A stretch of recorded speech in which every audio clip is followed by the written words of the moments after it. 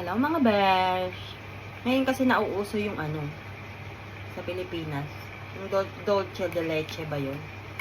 Yung ginagamit lang nila yung condensed milk. Yan. Tatry natin. Pero alam ko na dati yun na ginagawang yema yung condensed milk.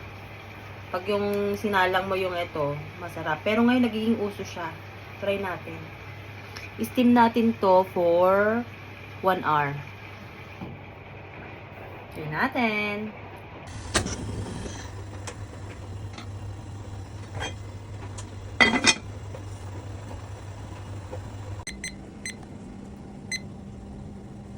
Set ko siya sa 70 minutes. 1 hour and 10 minutes. Try natin.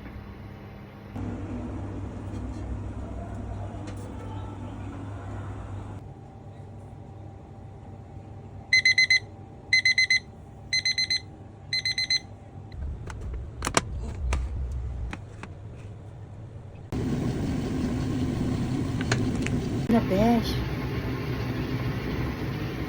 Pampataba. Try natin mamaya. Mainit pa. Try natin mga besh.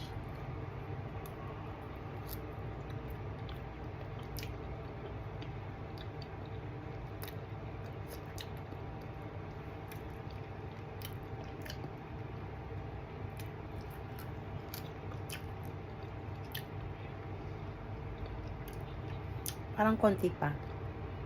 Mga 30 minutes pa. Masarap naman siya, besh. Matamis nga lang.